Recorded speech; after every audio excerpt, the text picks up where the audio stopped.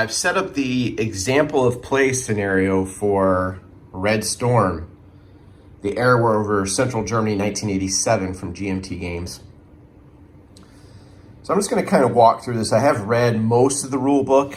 I didn't get into things like air-to-ground strikes and bomb-laden flight paths and stuff like that. I'm just starting off with pretty much the basic detection, how you move, initiative chit pull, which this game does have, which is pretty cool, and filling out these log forms, which I'm going to have to work on this because this turned out to be a mess. I got information in the wrong spot, and I had to scratch things out and accidentally started a third row, and this scenario doesn't really have, like, things start out visually identified. It doesn't really have like numbered counters yet, so I gotta figure that out, and it's not like a full startup that you would normally see. So if anyone knows a better way, I know there's a guy that's got some data cards out that he made. That might help, because otherwise I'm having to, reference the ADC charts. The only thing I find confusing is this radar list. I know it's no look down. I guess that's the type up there, and the way it functions in the range with the modifiers. So APQ 109 would correspond to, I guess, the type of radar. I'm not really sure. I got to read up more on that part. It is explained in the book in the very beginning, the ADC part. So basically what we have is turn one, let me move that. Phase is the random event phase. We're going to be ignoring that for this example. Both sides are at detection level C. And again, the chart for this is attached to the other damn map. So I just folded the map up and slipped it underneath the plexiglass here. And you have an aircraft visual identifier on this side that I put under other stuff there. So this is kind of what we're looking at for right now. This is about it. And I'm just gonna go through this real slow and try to learn it. And if I have to do this like 8 times in a row, I will. I just want to get the detection part down. And they go through what happens to them in the book. But I might change it up and try my own thing here. The game works with a chit system. You roll a die and you pull a chit. And depending on how many flights that you have or aircraft groups, you would use the small side or the large side, depending on how big your force is. And that's how many flights you can move. So if I had 2 flights, say I have a small force size, I pull this, then I can go ahead and move 2 flights, and then the other person would pull a chit, and it goes back and forth like that. So it's pretty cool. It's not always, I go, you go, which is kind of neat. I like that. But right now we have 2 F4 Phantom 2s that have been visually identified flying at high altitude toward 4 MiG-29A Fulcrums, which have not been visually identified at medium altitude over Kassel, Germany, 1987. And that goes right along with this.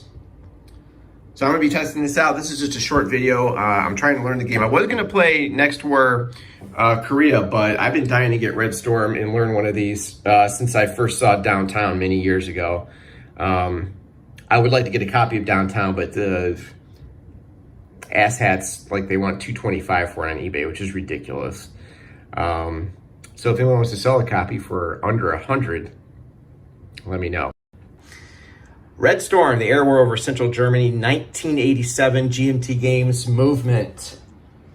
So in this game, you can move, you have to be facing a hex corner or a hex side. This is a lot like Bloody April, the World War I game, if any of you have played that, which I kind of want to get now again because I might grok it. Sometimes I think as I get older, I get stupider, but maybe I'm getting smarter. I don't know. Definitely for my politics, I am. So you must be facing one of these sides like that. Now, here's the thing. You will have movement points that allow you to move. You must expend all your movement points. Okay, we'll get to how you figure out your movement points here in a second. You can turn, right? Each turn is sorry, each turn is 30 degrees, and it goes hex side, hex corner, hex side. And you know, you move normally like 1 hex ahead. Now you might be thinking, what I did wrong the last time was I was moving straight ahead, but I was shifting hexes like this. In this game, you can actually go onto a hex side. Disadvantage here is you can be attacked, you know, your plane's straddling 2 hexes, so if there's something here, you could be shot at from underneath or, you know, something like that. So I was moving forward like this. That is wrong. You move forward and you go onto the hex side. If I had read, I would have noticed that.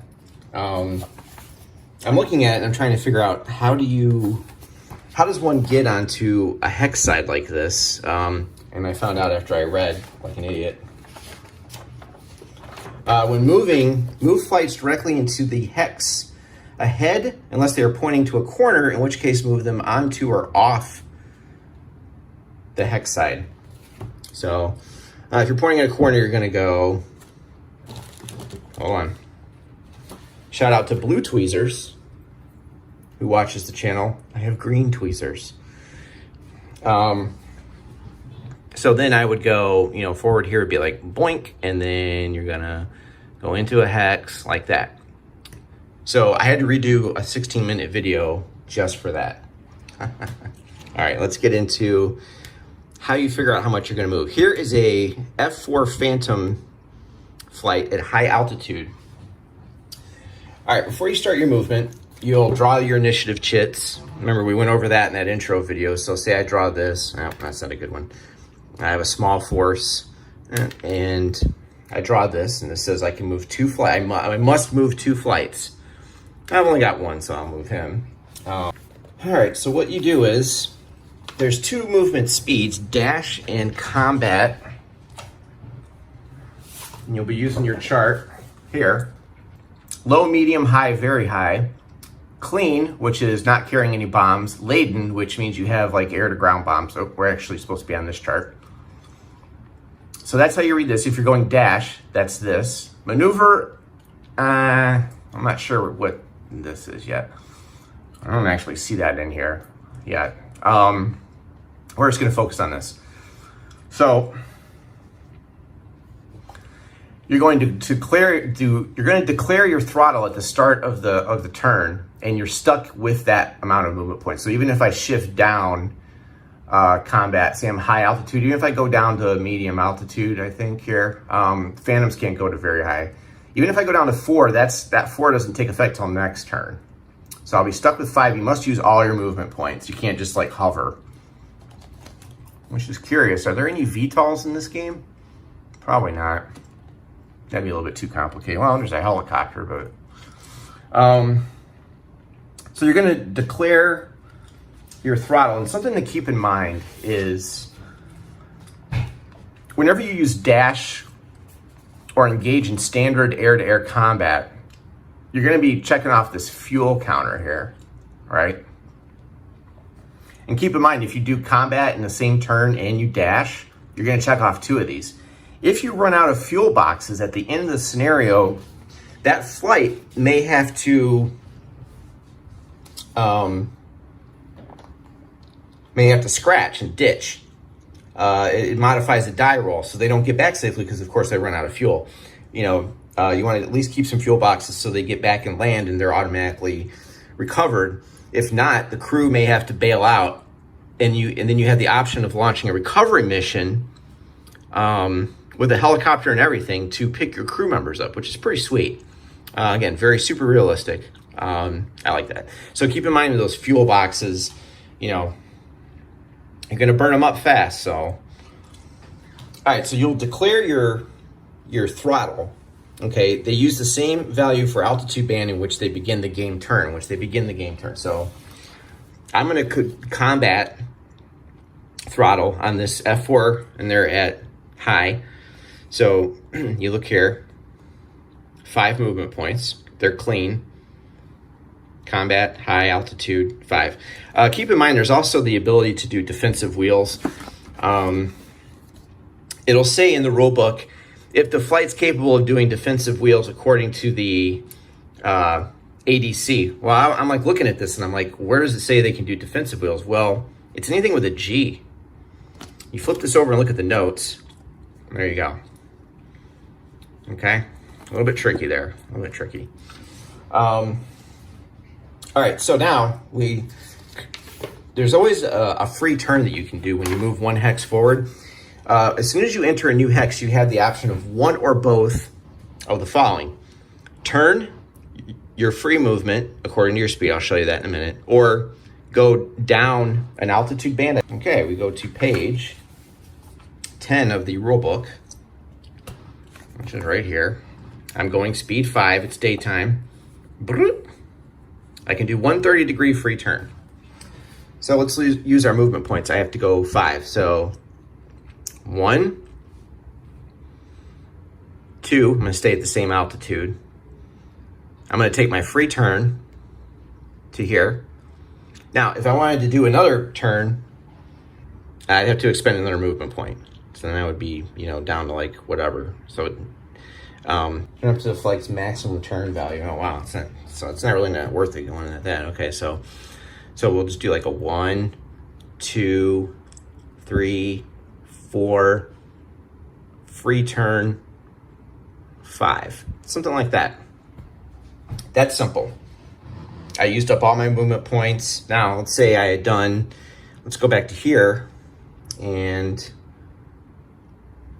let's go 1, 2, I'm gonna do a free turn and I'm gonna go down to medium altitude, okay?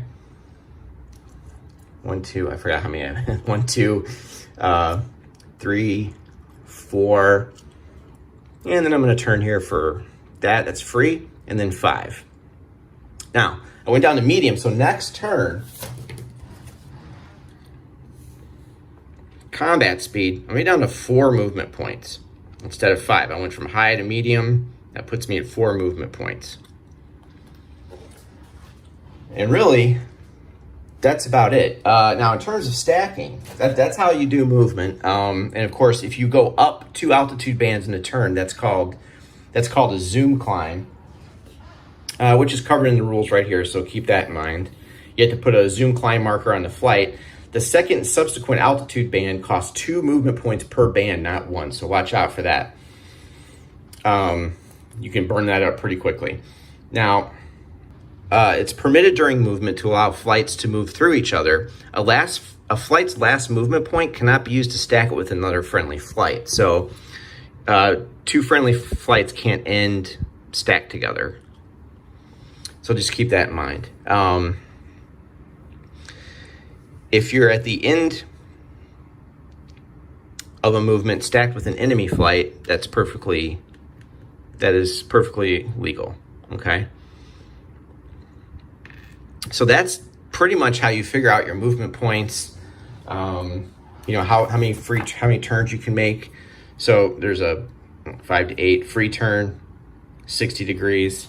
At the speed that I was going, 5, I can make only one free turn at 30, okay?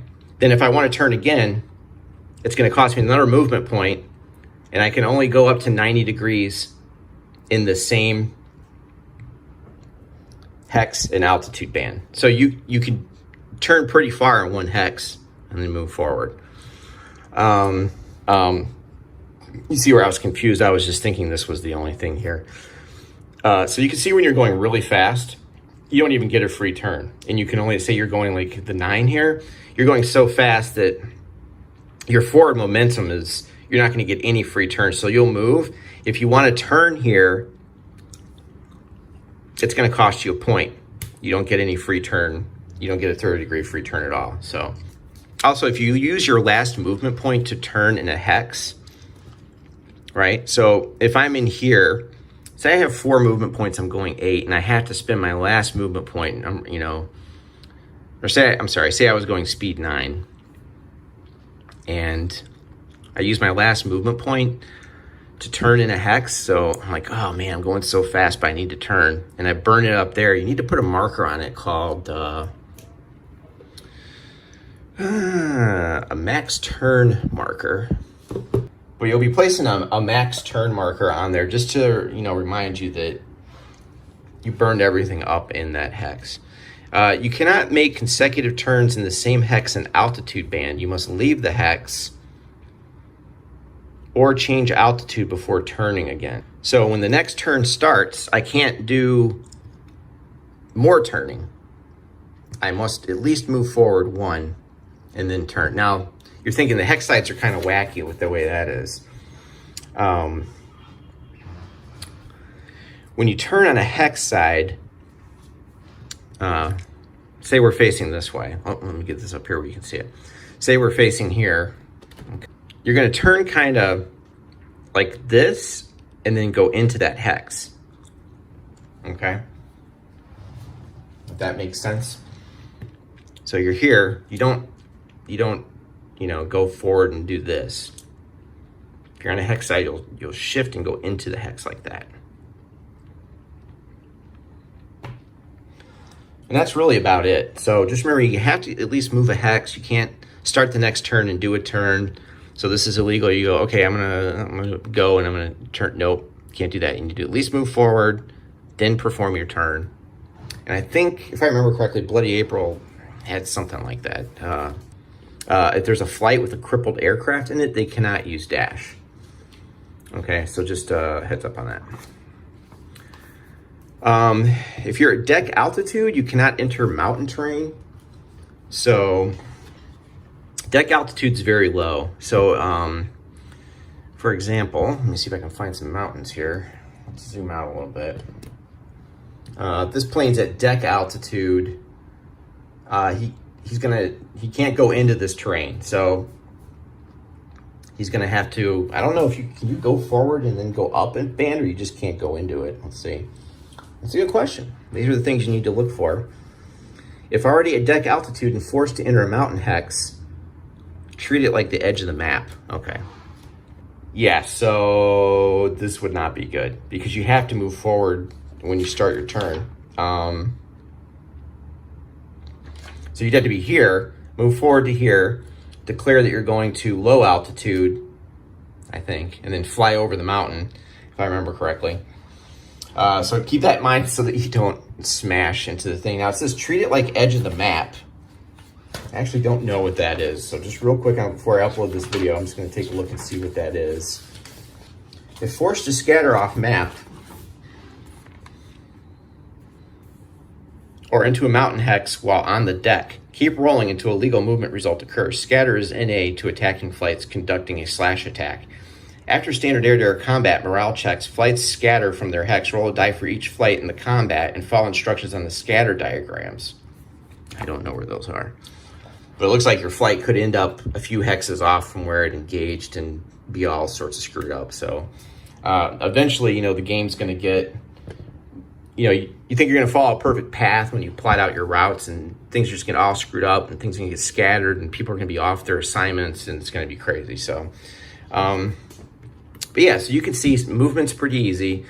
Even if you can always just, like, if he's got a 5, it's just 1, 2, 3. And here I'm going to exercise my free descent and go medium.